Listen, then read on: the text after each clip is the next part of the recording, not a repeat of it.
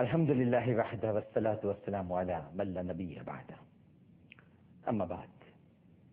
کیو ٹیلی vision دیکھنے والے تمام ہی ناظرین کو پوری دنیا میں اس وقت ہماری یہ ٹرانسمیشن دیکھی جا رہی ہے، سب کو بہت ہی خلوص کے ساتھ عامر لیاقت حسین کا السلام علیکم۔ آئیے اپنی اصلاح کریں، ہمارے پروگرام ہے ناظرین کرام، اور آج کے دن کو بڑی خاص نسبت حاصل ہے کیونکہ آج نبی کریم صلی اللہ علیہ وآلہ وسلم کے گھرانہ نور کے ایک مثل نور امام علی مقام سیدنا حسن رضی اللہ تعالی عنہ کا یوم ولادت ہے۔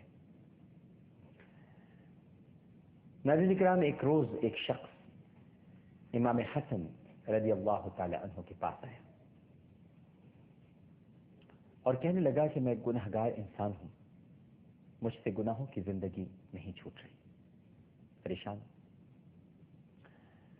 مجھے کوئی ایسا کام بتائیے کہ وہ کرنے کے بعد میں گناہوں سے آزاد بھی ہو جاؤں اور ایمان بھی سلامت رہے۔ امام حسن رضی اللہ تعالی عنہ نے فرمایا 5 کام بجا لاؤ، اس کے بعد جو جی چاہے کرو۔ شخص بغور سننے لگا، کہنے لگا امام فرمائیے، میں سننے کے لیے بے قرار ہوں۔ آپ نے شاید فرمایا کہ پہلا کام یہ کرو، تم گناہوں سے بچنا چاہتے ہو، ٹھیک ہے، بچ جاؤ گے، اور تم یہ بھی چاہتے ہو کہ ایمان بھی سلامت ہے، یہ بھی ہو جائے گا۔ تو پہلا کام یہ کرو کہ خداوند عالم کا عطا کردہ رزق استعمال نہ کرو، پھر جو جی چاہے تمہارا وہ کرو۔ دوسرا کام یہ کرو کہ خداوند عالم کی سلطنت سے نکل جاؤ، دور چلے جاؤ، پھر جو جی چاہے تمہارا وہ کرو۔ تیسرا کام یہ کرو کہ کسی ایسی جگہ چلے جاؤ جہاں اللہ تمہیں نہ دیکھے، پھر جو جی چاہے وہ تم کرو۔ اور چوتھی بات یہ ہے کہ جب ملک الموت تمہاری روح قبض کرنے کے لیے آئیں تو ان سے کہہ دینا کہ ابھی آپ تشریف لے جائیے، میں ابھی نہیں چاہتا کہ میری روح قبض ہو، پھر جو جی چاہے تم کرو۔ اور 5واں اور آخری کام یہ ہے کہ جس وقت جہنم کا داروغہ تمہیں آگ میں ڈالنے کے لیے اٹھا کر پھینکنے لگے تو تم آگ میں کودنے سے انکار کر دو، اور پھر جو تمہارا جی چاہے تم کرو۔ اس شخص نے سنا، اور ناظرین کرام، اس نے فرمایا کہ اے امام، میں تو عاجز آ گیا، آپ نے کیا باتیں ارشاد فرما دی۔ اور اگر آپ ان 5 نصیحتوں پر ناظرین کرام غور فرمائیں، پہلی نصیحت کہ اللہ کا عطا کردہ رزق کھانا چھوڑ دو۔ کیا آپ کر سکتے ہیں؟ میں کر سکتا ہوں۔ ابھی تھوڑی دیر پہلے میں اللہ ہی کا عطا کردہ رزق کھا کر آیا ہوں۔ میں کیسے اپنے رزاق کا رزق چھوڑ دوں اور اس سے انکار کر دوں؟ تو جب میں رزاق کے رزق کا انکار نہیں کر سکتا تو پھر میں رزاق سے بغاوت کیوں کروں؟ اسی طرح سے میں کیسے اس کی سلطنت سے نکل سکتا ہوں؟ جہاں بیٹھا ہوں، جس اسٹوڈیو میں، یہ بھی اس کی سلطنت ہے، جس جگہ یہ اسٹوڈیو بنا ہے یہ بھی اس کی سلطنت ہے، یہ پوری کائنات اس کی سلطنت ہے، کائناتیں اس کی سلطنت ہیں۔ ارے ہم تو جس قبر میں دفن ہوں گے وہ بھی اس کی سلطنت ہے، کہاں نکلیں گے، کہاں بھاگیں گے؟ ہم وہ غلام نہیں جو اپنے آقا کی رسی توڑا کے بھاگ جاتا ہے، ہم تو اپنے آقا کی رسی توڑا کر نہیں بھاگ سکتے، کیونکہ ہمارا آقا مالک و مختار ہے، قادر مطلق ہے، ذوالجلال والاکرام ہے۔ تو آپ بتائیے یہ کیسے ممکن ہے؟ اسی طرح آپ یہ بتائیے کہ کون سی ایسی جگہ ہے آپ کے جی میں آئے کوئی گناہ کریں، کوئی برا کام کریں، تو کوئی ایسی جگہ ہے کہ جہاں خدا آپ کو نہ دیکھ رہا ہو؟ کوئی ہے ممکن ایسی جگہ؟ خدا ہر جگہ موجود ہے، مسلسل آپ پر نظر رکھے ہوئے ہے، نظر بھی رکھے سنوارتے بھی، وہ جان لیتا ہے نیتیں بھی، سب اسے خبر ہے۔ تو آپ مجھے بتائیے کہ پھر ایسی جگہ کون سی تلاش کریں کہ جہاں پر ہم گناہ کریں اور خدا ہمیں نہ دیکھ رہا ہو؟ یہ ممکن نہیں ہے۔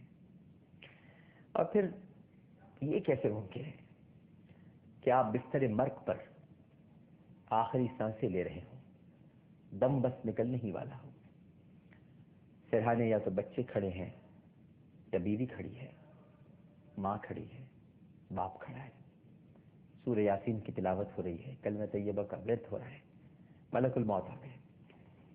کیا آپ میں اتنی طاقت ہے ملک الموت سے گفتگو کرنے کی کہ آپ ان سے یہ کہہ سکیں کہ حضور اس وقت تو آپ تشریف لے جائیے، پھر کبھی آئیے گا تو روح قبض کر لیجیے گا؟ کہ یہ بھی طاقت نہیں ہے۔ اور پھر سب سے بڑی بات یہ ناظرین کرام کہ گناہوں سے آری لدی پھدی زندگی گزارنے کے بعد جب آپ کو جہنم میں ڈالنے کا وقت آ جائے، اور اس وقت کیا آپ میں اتنی طاقت، اتنی قوت، اتنی استطاعت ہے؟ آپ کی زبان میں کیا لڑکھڑاہٹ نہیں ہوگی؟ کیا آپ کہہ سکیں گے داروغہ جہنم کو کہ آگ میں کودنے سے، یعنی مجھے آگ میں پھینکنے سے باز رہے؟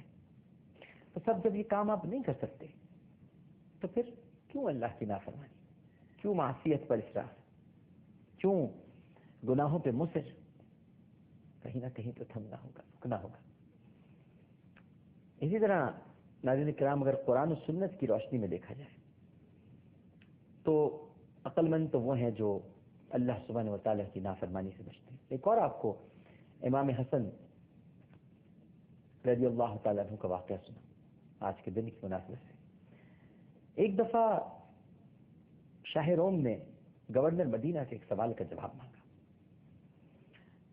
جب وہ جواب دینے سے عاجز آ گیا، یعنی اس کے پاس جب اس کا جواب نہیں تھا، تو اس نے اس مسئلے کو امام حسن رضی اللہ تعالیٰ عنہ کے سامنے پیش کیا۔